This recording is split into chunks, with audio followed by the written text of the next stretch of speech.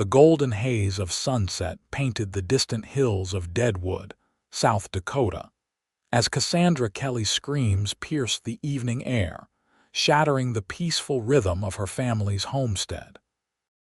What had begun as a simple task of feeding the chickens had turned into a nightmare when the stray dog that had been lurking around the property for days lunged at her, its jaws clamping around her forearm, teeth sinking deep into her flesh before her father could chase it away with his shotgun.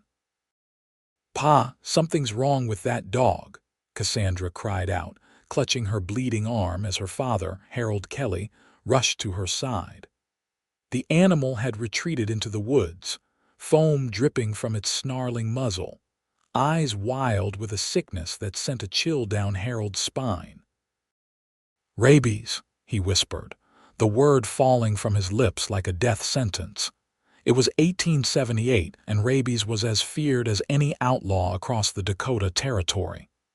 Without treatment, it was certain death, and a horrifying one at that.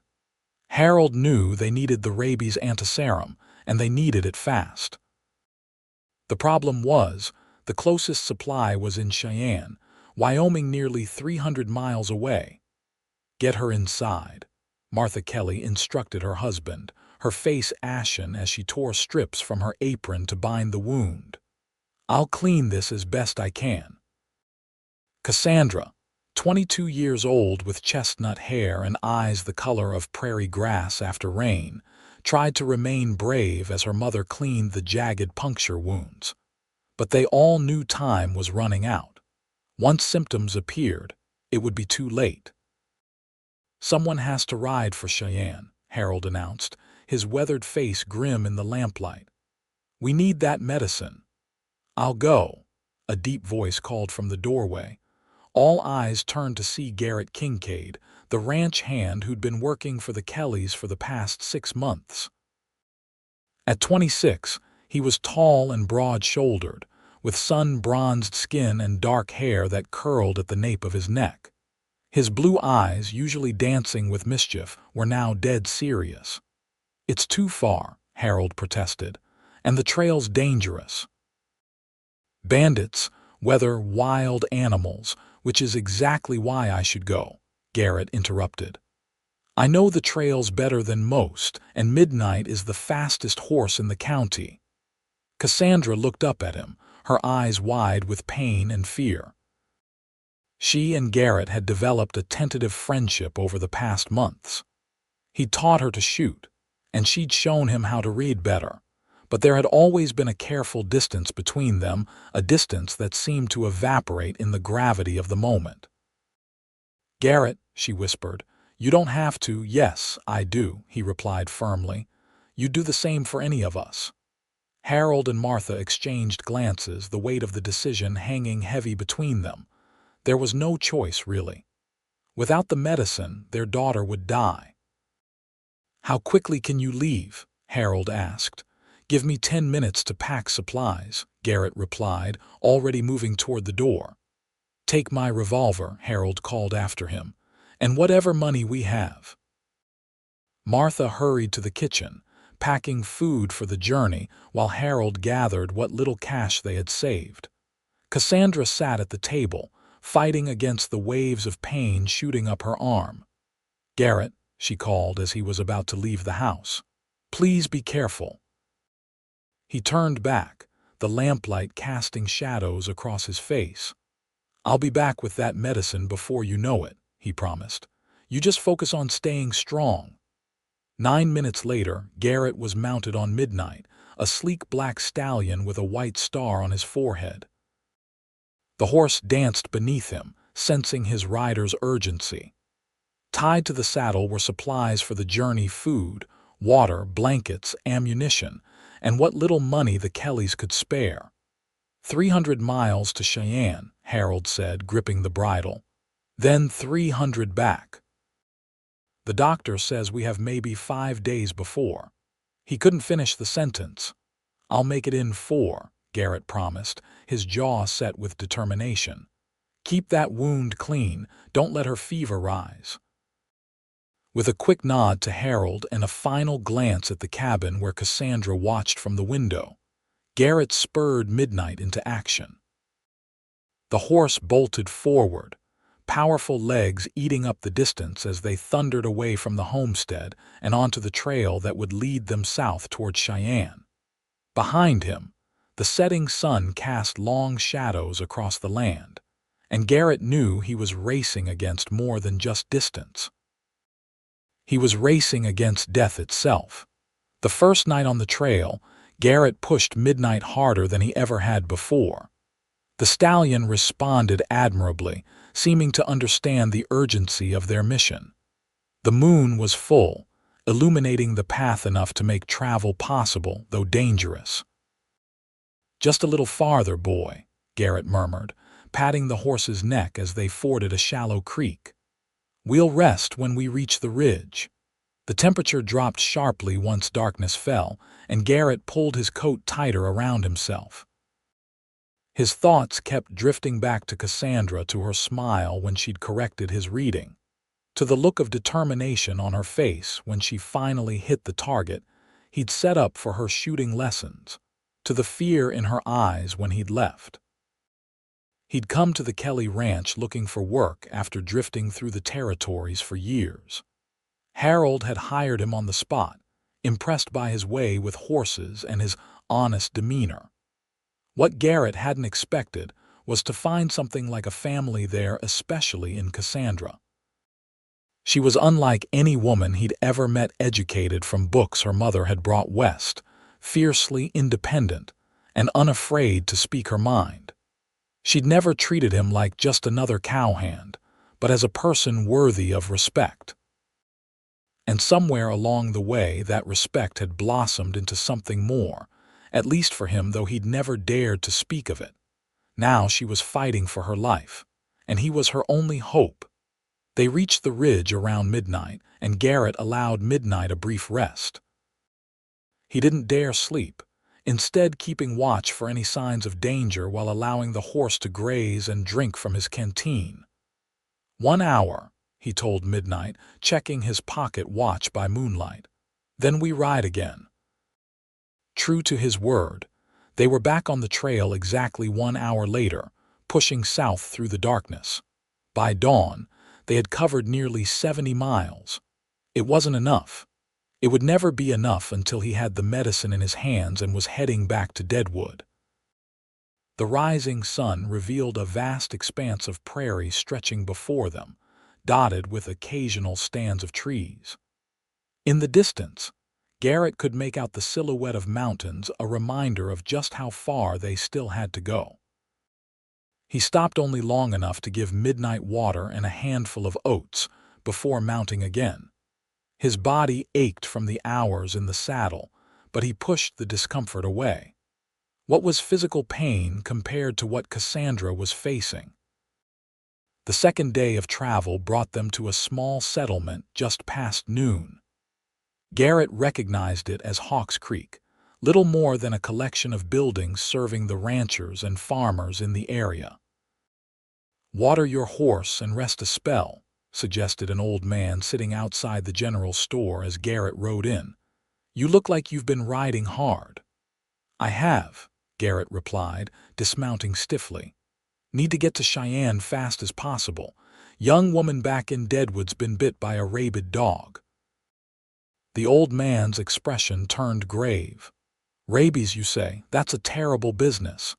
"You know how long to Cheyenne from here?" Garrett asked, leading Midnight to the water trough. 2 days at a steady pace. Maybe a day and a half if you're really pushing it." Garrett nodded, his heart sinking. Even at the pace he was setting, it would be at least 3 days before he could get back to Cassandra with the medicine. "Any trouble on the trail ahead I should know about?"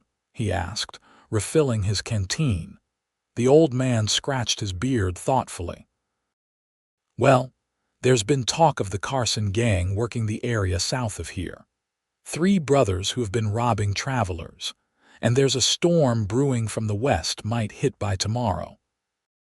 Garrett thanked him for the information and purchased some additional supplies from the store, more oats for Midnight, jerky for himself, and an extra blanket that might prove useful if the weather turned. Back on Midnight within 20 minutes, Garrett continued south, the warning about the Carson gang weighing on his mind. He checked his revolver, making sure it was loaded and ready if needed. The afternoon stretched into evening, the miles passing beneath Midnight's hooves as they traversed rolling hills and open plains. Garrett kept his eyes peeled for any sign of trouble, but the trail remained mercifully empty. As dusk approached, dark clouds gathered on the western horizon, confirming the old man's weather prediction. Garrett frowned at the sight. A storm would slow them down, perhaps dangerously so. "We'll have to push through it," he told Midnight, who flicked his ears back in response. "No choice." They rode until full darkness made further travel too dangerous. Then Garrett found a sheltered spot near a rocky outcropping to make camp. He didn't dare light a fire, not wanting to attract attention from anyone who might be looking for easy prey on the trail. Instead, he ate cold jerky, gave Midnight more oats, and wrapped himself in the blankets. Sleep came in fitful bursts, his dreams filled with images of Cassandra's face contorted in the agony of rabies. He woke before dawn, cold and stiff but determined. The clouds had moved in overnight, obscuring the stars and promising rain soon. Garrett packed quickly and was back in the saddle as the first faint light of morning appeared in the east. They had covered perhaps 10 miles when the storm hit. It began with a few fat raindrops, quickly escalating to a downpour that reduced visibility to mere feet. Thunder cracked overhead, causing Midnight to sidestep nervously. "Steady," Garrett soothed, rain streaming down his face despite his hat. "We keep going."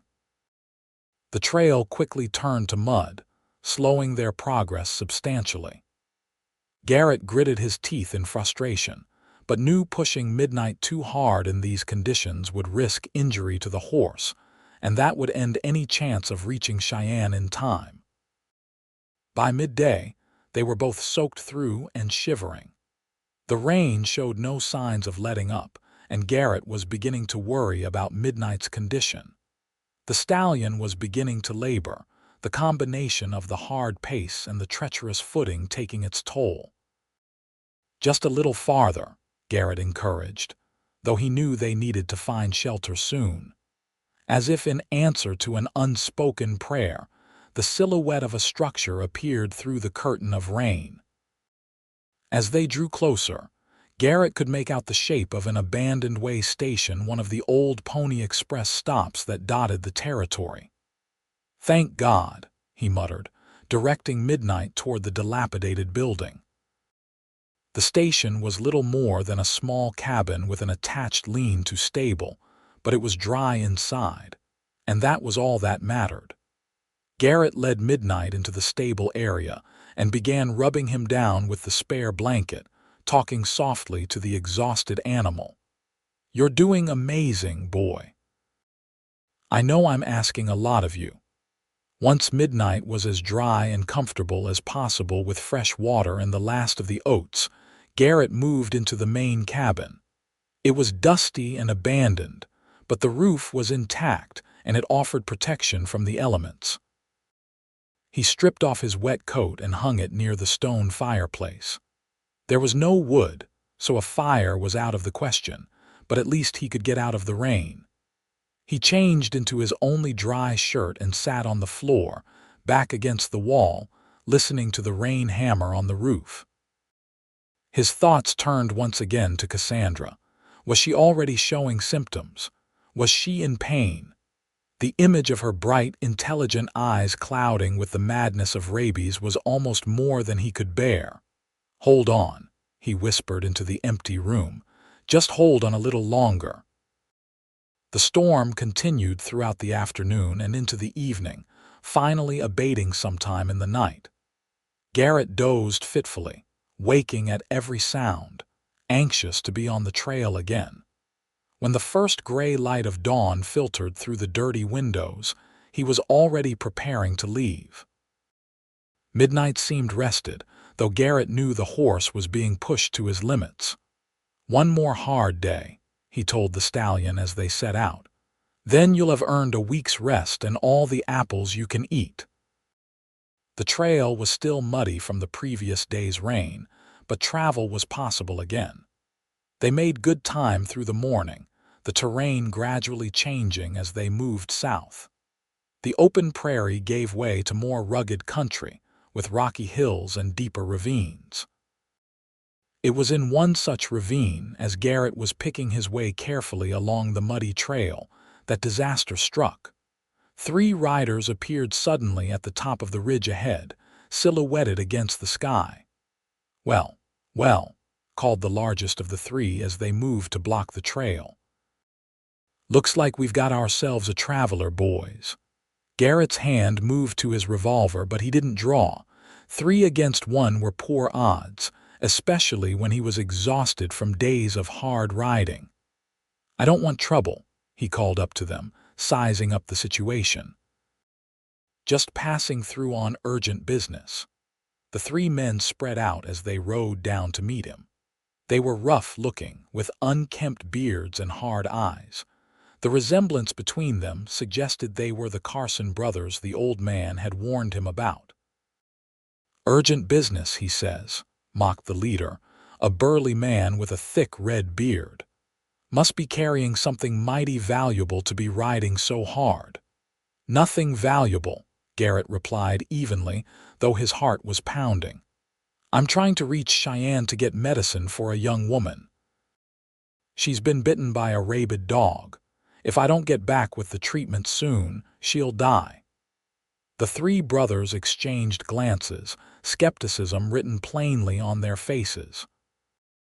"That's a touching story," said the leader, "but we've heard plenty of tales from folks trying to avoid paying the toll on this stretch of trail." "I don't have much money," Garrett said, trying to keep his voice steady.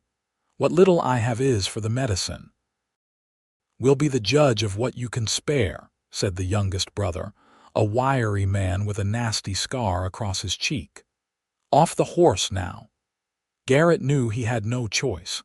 If he resisted, they would likely kill him, and Cassandra would have no chance at all. Slowly he dismounted, keeping his hands visible. "Search his saddlebags, Illy," the leader instructed the 3rd brother. As Illy dismounted and approached Midnight, Garrett tensed. The stallion was protective and might lash out, which would only make the situation worse. "Easy, boy," he murmured, and to his relief, Midnight stood still, though his ears were pinned back in displeasure. Illy rummaged through the saddlebags, pulling out the small pouch containing the Kellys' money. He opened it and counted the contents. $23 and some change, Vern," he reported to the leader. Vern frowned. "That all you got? Like I said, it's for medicine," Garrett replied, struggling to keep the desperation from his voice. "Please, I'm telling you the truth. There's a young woman who will die without it." The middle brother snorted. "Why should we care? Folks die all the time." Garrett looked directly at Vern, sensing he might be the most reasonable of the 3, because she's 22 years old and has her whole life ahead of her. Because she's kind and smart and doesn't deserve to die in agony from rabies. Because if it was your sister or your sweetheart, you'd want someone to help. A long moment of silence stretched between them. Vern studied Garrett's face, seeming to weigh his sincerity. "What's this girl to you?" he finally asked. The question caught Garrett off guard. What was Cassandra to him? His employer's daughter, a friend, something more, she's. He began, then swallowed hard. "She's everything, and I promised I'd bring back that medicine." Another long silence followed. Then, to Garrett's surprise, Vern tossed the money pouch back to Illy. "Put it back," he ordered. "What? Are you serious?" the younger brother protested. "I said put it back," Vern repeated firmly. "Our ma died of rabies when we were boys. Wouldn't wish that on nobody." Illy reluctantly returned the pouch to the saddlebag, shooting Garrett a venomous look. "Thank you," Garrett said quietly, hardly daring to believe his luck. Vern nodded once. Cheyenne's still a good day's ride from here. You'd best get moving if your story's true. It is, Garrett assured him, mounting Midnight again. I won't forget this. We were never here, Vern replied gruffly, moving his horse aside to let Garrett pass. And mister, I hope you make it in time. With a grateful nod, Garrett urged Midnight forward, threading between the brothers and continuing down the trail. He didn't look back, afraid they might change their minds, but no shots or shouts followed him. Only when he was well clear of the ravine did he allow himself to breathe normally again. The encounter had cost him precious time, but at least he still had the money for the medicine. The rest of the day passed without incident, though Garrett remained vigilant. As the sun began to set, he caught his first glimpse of Cheyenne in the distance, lights twinkling on the horizon like earthbound stars. Almost there, boy, he told Midnight, who was breathing heavily beneath him. The stallion had given everything he had over the past 3 days, pushing beyond exhaustion out of loyalty to his rider. It was full dark by the time they clattered into the streets of Cheyenne.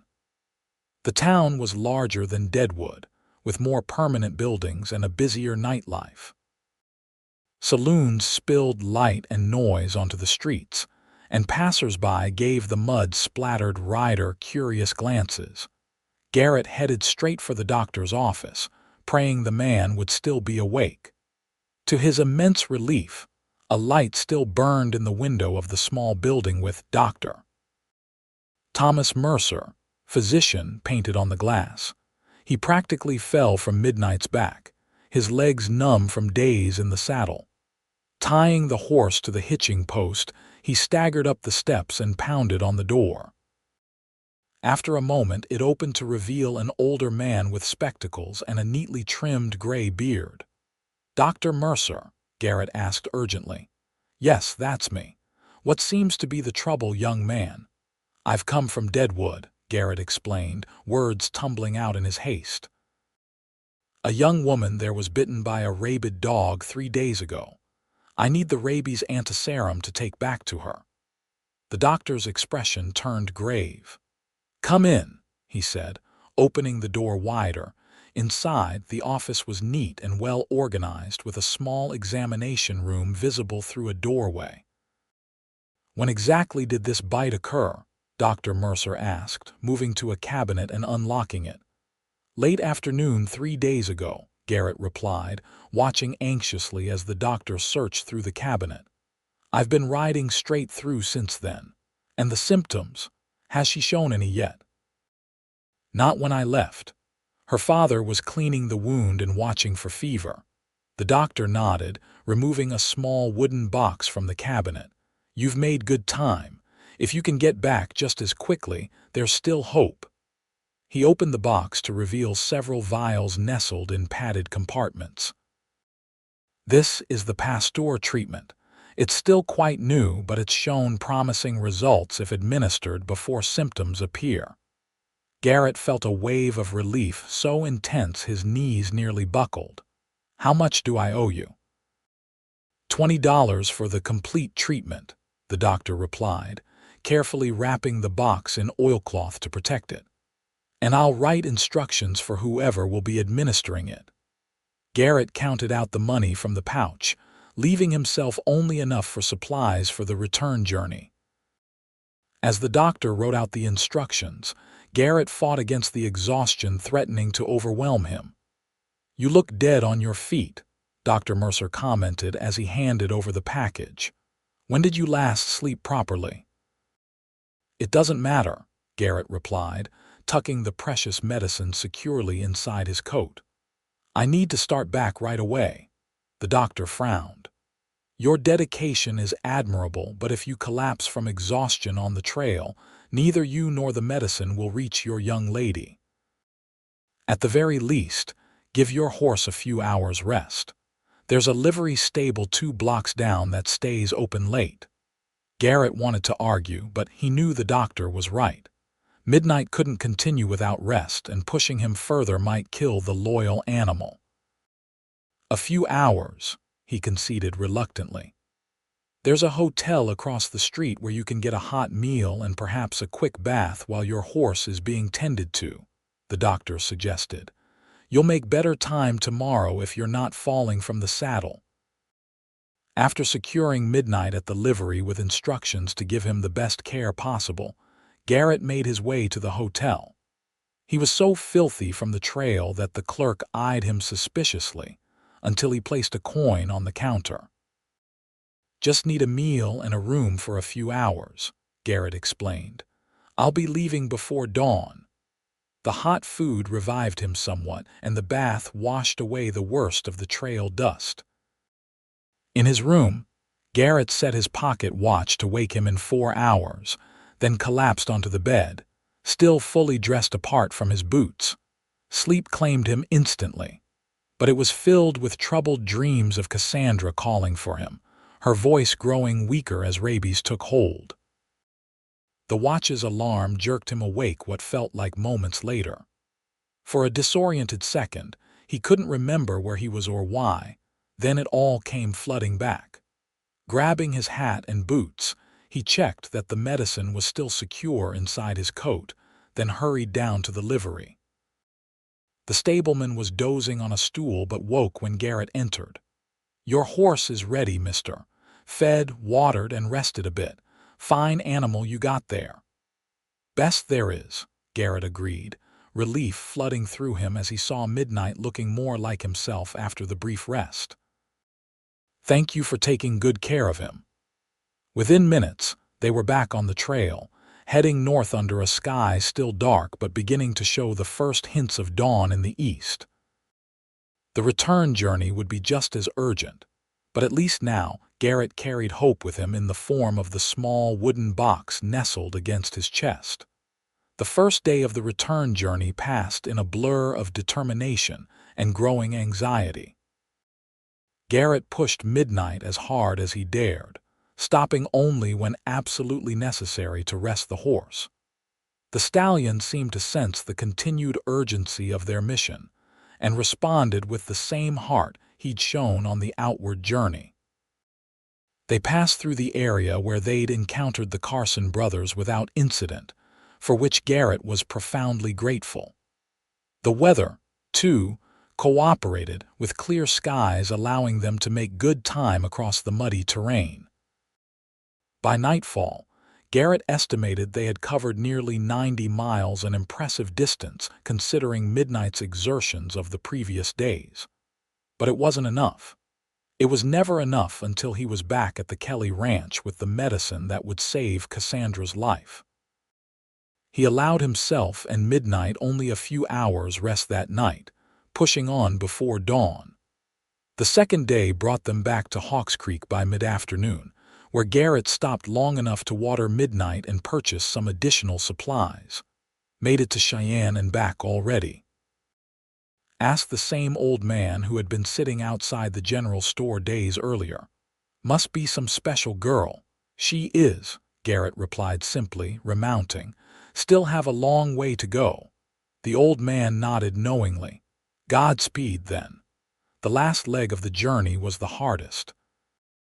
Both Garrett and Midnight were beyond exhaustion, running on sheer willpower and determination. The miles seemed to stretch endlessly before them, each ridge revealing only another ridge beyond. As the sun began to set on the 4th day since he'd left the Kelly ranch, Garrett caught sight of a familiar landmark, a distinctive rock formation that marked the boundary of Deadwood territory. They were close, perhaps only 20 miles from the ranch. "We're almost there, boy," he told Midnight, who was moving steadily but more slowly now, his head lower than normal. "Just a little farther." Night fell, and still they pushed on, guided now by the moon and stars. Garrett's entire body ached, and he fought to stay awake, the rhythm of Midnight's hooves threatening to lull him into dangerous unconsciousness. It was well past midnight when they finally crested the last hill, and saw the faint glow of lamplight from the Kelly ranch house in the distance. Garrett's heart leaped at the sight. Light meant someone was awake. It meant they had made it in time. "Come on, Midnight," he urged, and the faithful stallion found one last reserve of energy, picking up the pace as they approached the homestead. As they clattered into the yard, the front door flew open, and Harold Kelly rushed out, shotgun in hand. When he recognized Garrett, he lowered the weapon, relief washing over his features. "Garrett, thank God!" he exclaimed as Garrett practically fell from the saddle, his legs nearly giving way beneath him. "Did you get it?" "I did," Garrett confirmed, reaching into his coat to retrieve the precious package. "How is she?" Harold's face grew grave. "Not good. The fever started yesterday." "She's been asking for you." Garrett's heart clenched with fear. Fever was one of the early symptoms of rabies.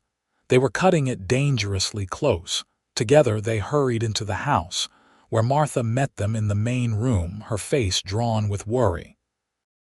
"You made it," she said, tears of relief springing to her eyes when she saw the package in Garrett's hands.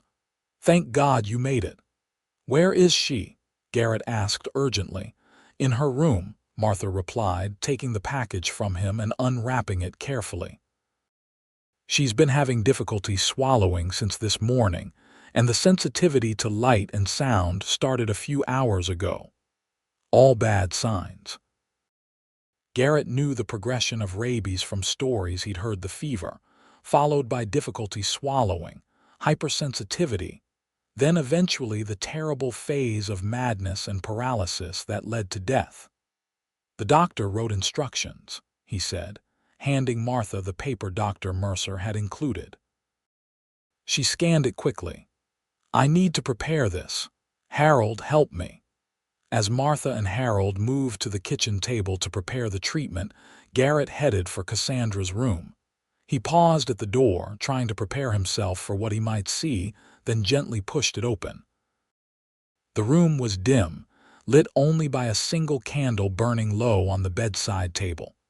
Cassandra lay in the bed, her face flushed with fever, her hair damp with sweat.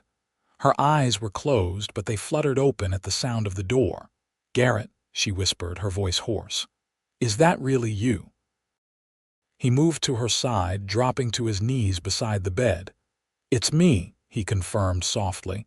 "I made it to Cheyenne. I brought back the medicine." A smile flickered across her pale face. "I knew you would," she murmured. "I told them you wouldn't let me die." "Never," he promised, taking her hand in his. It was burning hot with fever. "Your ma's preparing the treatment now." "It hurts to swallow," she admitted, wincing. "And the light, even that candle is too bright." "We'll fix that," Garrett assured her, moving to shield the candle with his body. "Just hold on a little longer." "You look terrible," she observed with a ghost of her usual spirit. "Did you sleep at all?" Despite everything, Garrett found himself smiling. "Not much. Was in a bit of a hurry." "Tell me about the journey," she requested, clearly fighting to stay focused through the fever. "Did you see anything interesting?" Understanding that she needed distraction from her pain and fear, Garrett began recounting the journey: the storm, the abandoned way station, even the encounter with the Carson brothers. He kept his voice low and soothing, holding her hand throughout, watching her face for signs of increased distress. Martha entered the room a short time later, carrying a tray with several prepared injections.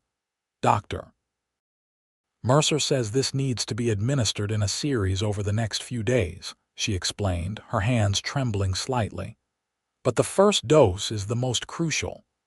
Garrett moved aside to give Martha room to work, but Cassandra tightened her grip on his hand. "Stay," she pleaded.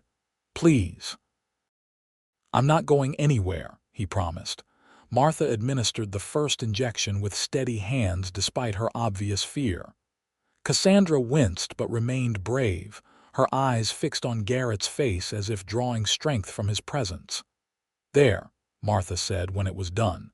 "Now we wait and see." The doctor's instructions say to continue the treatment every 6 hours. I'll stay with her, Garrett offered. You and Harold should rest. You look as exhausted as I feel. Martha hesitated, clearly reluctant to leave her daughter's side. Ma, it's all right, Cassandra assured her weakly. Garrett brought the medicine all this way.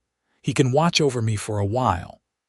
After Martha left, closing the door softly behind her, silence fell over the room.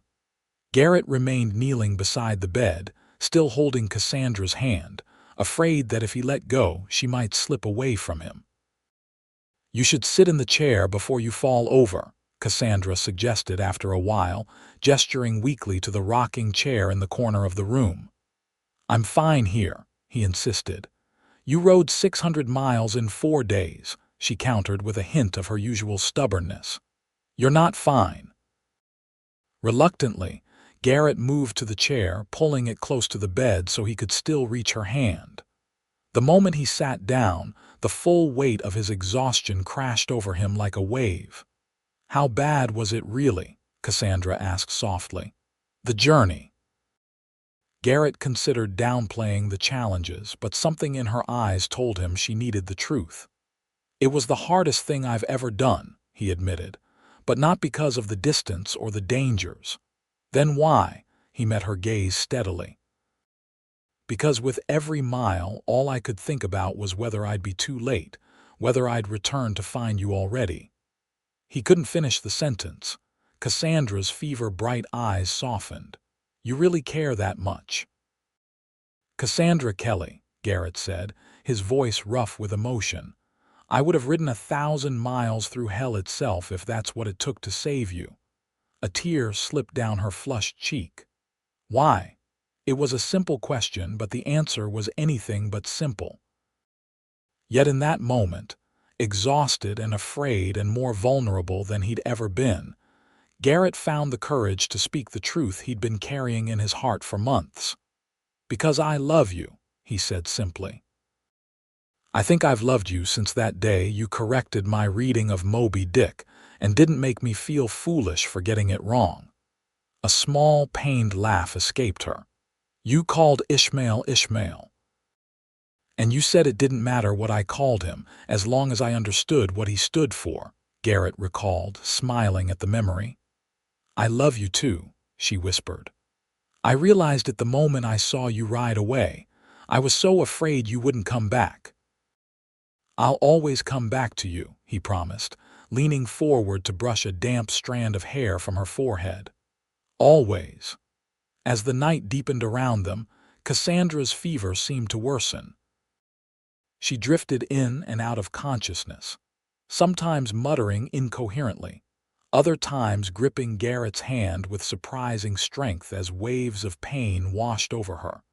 Garrett fought his own exhaustion, forcing himself to stay awake and vigilant. He bathed her forehead with cool water, spoke softly to her when she became agitated, and prayed as he'd never prayed before for the medicine to work its miracle. Martha returned at the appointed time to administer the second dose, her face etched with worry at her daughter's deteriorating condition. The doctor said it might get worse before it gets better, Garrett reminded her, though he was terrified himself. The medicine needs time to work.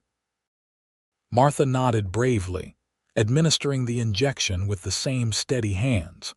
You should rest, Garrett, she suggested afterward. Harold can sit with her for a while, but Garrett refused to leave Cassandra's side, and after a while, Martha stopped trying to persuade him. Instead, she brought him coffee and some food which he barely touched, his attention fixed solely on the woman fighting for her life in the bed beside him. Dawn broke with no improvement, and Garrett's fear deepened. The third dose was administered, and still Cassandra burned with fever, her breathing becoming more labored. It was mid-morning when the crisis came. Cassandra suddenly began to thrash in the bed, her body arching in pain, strange, guttural sounds escaping her throat. Martha! Garrett shouted, trying to hold Cassandra steady without hurting her. Harold! They burst into the room, faces pale with fear. Together, the three of them managed to calm Cassandra's convulsions, Martha stroking her daughter's hair and singing softly until the worst had passed. "Is this?" Garrett couldn't bring himself to ask if this was the beginning of the end, if they had been too late after all. "I don't know," Martha answered honestly, tears streaming down her face. "I just don't know." The hours that followed were the longest of Garrett's life. They took turns sitting with Cassandra, though Garrett still refused to leave for more than a few minutes at a time. The fourth dose was administered in the afternoon, and by evening, something remarkable happened. Cassandra's fever broke. It happened suddenly, her body going from burning hot to covered in cool sweat within the span of an hour. Her breathing, which had been rapid and shallow, began to deepen and even out. "Is she?" Harold began, hardly daring to hope. "I think the medicine is working," Martha said, fresh tears filling her eyes, tears of relief this time. "I think our girl is going to live." Garrett, who had been holding Cassandra's hand when the change came, felt her fingers tighten around his. "Cassie," he whispered, using the nickname he'd never dared use before. Her eyes fluttered open, clearer than they had been in days. "You're still here," she murmured, her voice weak but steady. "I told you I wasn't going anywhere," he reminded her, his own vision blurring with tears of exhaustion and relief. "The medicine worked?" she asked, looking from Garrett to her parents. "It's working," Martha corrected gently. "You still need to complete the treatment, but yes, it seems to be working." Over the next few days, Cassandra's improvement continued steadily. Each dose of the medicine strengthened her, and by the end of the week, she was able to sit up in bed and even take short walks around her room with assistance. Garrett, having finally been persuaded to get some proper rest, once it was clear Cassandra would recover, spent most of his time either working on the ranch to make up for his absence or sitting with her, reading aloud from her favorite books, or simply talking. It was during one of these quiet moments, about 10 days after his return from Cheyenne, that Cassandra brought up their declarations on that first desperate night. "Did you mean what you said?" she asked, sitting in a chair by her window while Garrett sat across from her. "About loving me?" "Every word," he confirmed without hesitation. "Though I was hoping to tell you under more romantic circumstances, not while you were delirious with fever and I was half dead from riding 600 miles. A smile lit up her face, restoring some of the color that her illness had stolen. "I meant it too, and I think those were perfectly romantic circumstances. You literally rode day and night to save my life, Garrett. That's the stuff of fairy tales."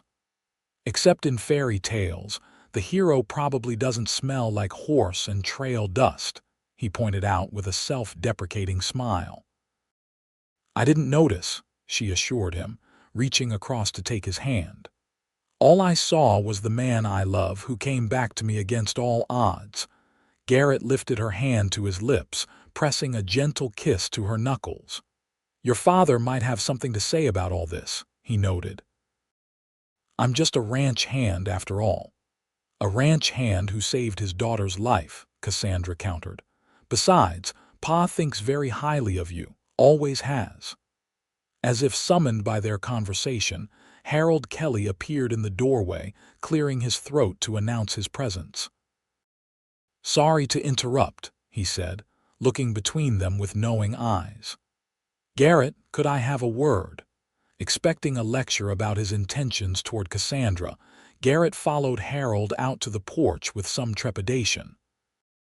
To his surprise, the older man offered him a cigar and lit one for himself before speaking. "I owe you a debt I can never repay," Harold began, his voice gruff with emotion. "What you did for my daughter, there aren't words." "Anyone would have done the same," Garrett replied uncomfortably. Harold shook his head. "No, they wouldn't. What you did took extraordinary courage and determination, and it's made me realize something. Sir, I'm not getting any younger, Harold continued, looking out over his land. This ranch needs a man who cares about it and the people on it as much as I do. A man who might someday inherit it alongside my daughter. Garrett stared at him, hardly daring to believe what he was hearing. I've watched how you look at her, Harold added with a slight smile. And how she looks at you. I'm not blind, son. Sir, I'm offering you a partnership in this ranch, Harold interrupted. Eventually to become a full inheritance for you and Cassandra, assuming that's where things are headed between you two. Overwhelmed, Garrett could only nod at first. It is, sir, at least I hope it is. I love your daughter very much. Good, Harold said firmly. Then it's settled. We'll draw up the papers next time we're in town. He clapped Garrett on the shoulder. Welcome to the family, son. When Garrett returned to Cassandra's room, she took one look at his face and knew something significant had happened. What did Pa say to you? She asked, a hint of worry in her voice. Garrett knelt beside her chair, taking both her hands in his. He offered me a partnership in the ranch, he explained, still somewhat in shock, and his blessing for us to be together. Joy bloomed across Cassandra's face. Really? Oh, Garrett, that's wonderful. There's just one condition I need to add, he said, his heart pounding with nervous excitement. What's that? That you agree to marry me, Garrett said softly, looking up into her eyes. Not right away, not until you're fully recovered and we've had time to properly court as we should, but someday when you're ready. Tears of happiness filled Cassandra's eyes. I don't need time to know my answer, she whispered. Yes, Garrett Kincaid, I will marry you. By the time autumn painted the hills around Deadwood in shades of gold and crimson, Cassandra had fully recovered from her ordeal. Only a small scar on her forearm remained as evidence of the dog bite that had nearly claimed her life. On a perfect October day, with the leaves crunching beneath their feet and the air crisp with the promise of winter, Cassandra Kelly became Cassandra Kincaid in a small ceremony attended by friends and neighbors from throughout the territory. The bride wore a simple white dress that Martha had spent weeks sewing, and the groom wore the first proper suit he'd ever owned. Midnight, freshly groomed and adorned with ribbons in his mane, stood proudly nearby, as if aware of his crucial role in the love story that had unfolded. I still can't believe we're here, Garrett whispered to his new wife as they danced together at their wedding celebration. There were moments on that ride to Cheyenne when I thought I'd never see you again. But you never gave up, Cassandra reminded him, her green eyes shining with love. And neither did I. Perhaps that's what love really is, refusing to give up on each other, no matter what. I like that definition, Garrett agreed, pulling her closer. And I promise to never give up on you, not for all the days of my life. As the sun set over the Dakota territory, casting long shadows across the land they now shared, Garrett and Cassandra Kincaid stood together on the porch of the ranch house that would be their home. Before them stretched a future full of possibilities: children, prosperity, challenges, and triumphs. But whatever came, they would face it together, their love forged in the desperate race against time that had brought them to this moment. A love as vast as the prairie, as enduring as the mountains, and as precious as the life they had fought so hard to preserve. 5 years later, the Kelly Kincaid Ranch had prospered beyond anyone's expectations. Under Garrett's management and with Harold's experienced guidance, they had expanded their operations and become one of the most successful cattle ranches in the Dakota Territory. Cassandra stood on the porch, watching as Garrett taught their 4-year-old son, James, how to sit properly on a gentle pony. Their 2-year-old daughter, Elizabeth, clutched at her skirts, eager to join her brother but still too young for riding lessons. Careful, Cassandra called as James wobbled slightly. "Hold on to the saddle horn, sweetheart." "He's doing fine," Garrett assured her with a wink. "Got his mother's natural talent. Life had blessed them abundantly since that desperate ride that had brought them together." The ranch flourished, their family grew, and their love deepened with each passing day. The small scar on Cassandra's arm had faded to a thin white line, but the memory of those days remained vivid not as a nightmare, but as the beginning of their extraordinary journey together.